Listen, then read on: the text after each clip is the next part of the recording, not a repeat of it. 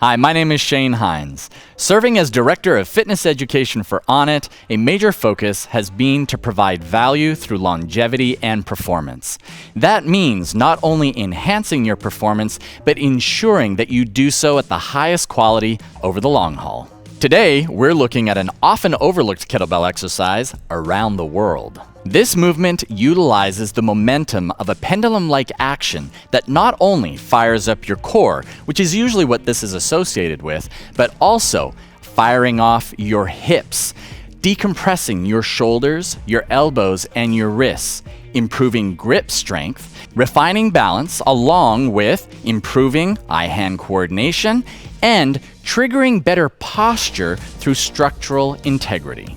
In this video, I am going to give you the technical keys to get the most out of it, a few progressive options to build on, and figure out where and when and how to use it. Cue number 1. The kettlebell swings with a pendulum-like motion around the hips with arms relatively straight. Keep in mind, the more you bend your elbows, the quicker your arms will tire. Cue number 2.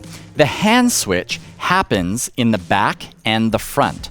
Hold the end of the handle to leave space for a safe handoff. As the handoff improves, then you can start playing with release and catch. Cue number 3 is holding center through your posture. It's really easy for the kettlebell to start pulling us off center. Resisting this pull is a big part of the benefit. You can do this imagining that you are squeezing a box between your feet and getting tall through the crown of your head while keeping your ribs down. Elbows locked out, core engaged. Once you have the standard variation of around the world, now we can start to build on this with a few progressive options. We're going to start off with our hand catch. With the hand catch, off of our base standard variation around the world, we're going to tap into the direction and the momentum of that movement to translate up. We'll start to activate through our arm to carry through, where if I've got my right hand with the kettlebell, then my left hand will catch that bell. And then once I catch, that added momentum is actually coiling through my core. This is going to enhance the amount of core activation that you've got while you're trying to create stability through your hips. And once you're coiled through there, then you're going to take that left hand and pop. That creates additional momentum to go back the other way. Now, you don't have to catch right away. You can go through a few repetitions around, and once you come around, catch. Go the other way, few repetitions, come around, catch, until finally you get to a point where you just alternate one side, around, the other side, back and forth. And as you do so, thinking about allowing that additional rotation through the body, because this is just like throwing a weight, like shot put, or throwing a punch, that action of take it in and then release that power back out. In addition to that, starting to get used to moving the kettlebell through various planes of motion around your body starts setting you up for various things that we like to do around here at Onnit called kettlebell flows and different kinds of fun things that start to challenge what you get to do with these babies. For our second one, this is the step back hip coil, and this one is more hip focused with additional engagement through the core while you're going through.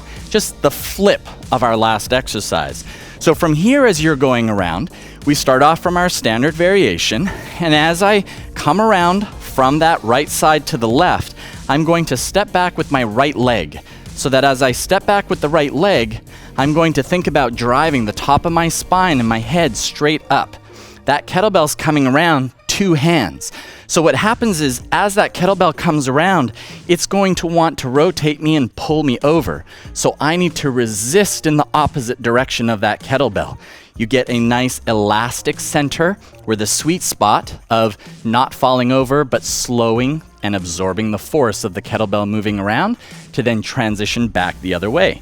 So we come around, do a few rounds, get used to the direction, clasp 2 hands, step back and around.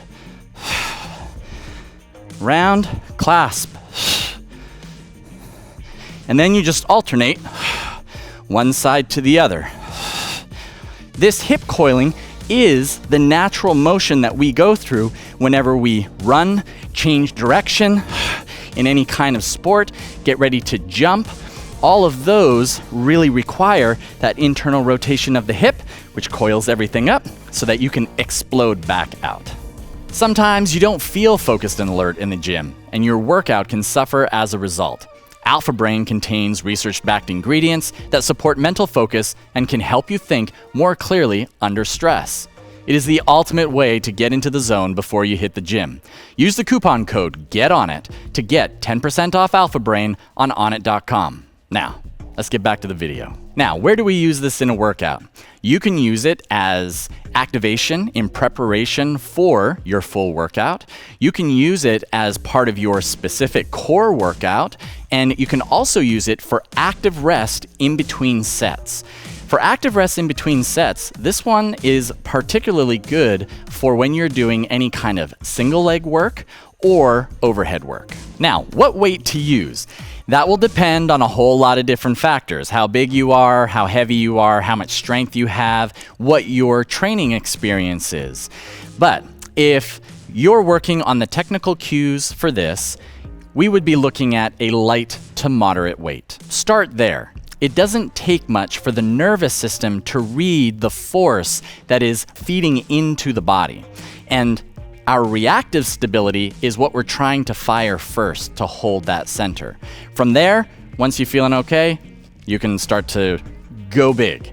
If you're looking for a really crushing core and grip workout, load up that kettlebell, get it heavy. What does light to moderate and heavy look like? Well, a light kettlebell, you're looking anywhere between 8 to 16 pounds approximately.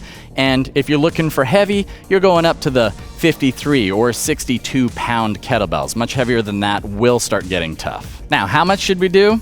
If you're going light to moderate, do 20 reps per direction or 30 seconds per direction, and doing that for a total of 3 sets.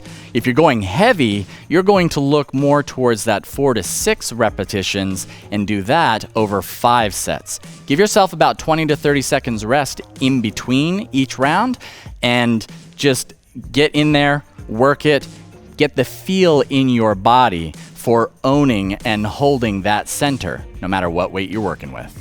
If you enjoyed this video, let us know in the comments below what other kettlebell exercises you'd like us to cover. And as always, thanks for joining us.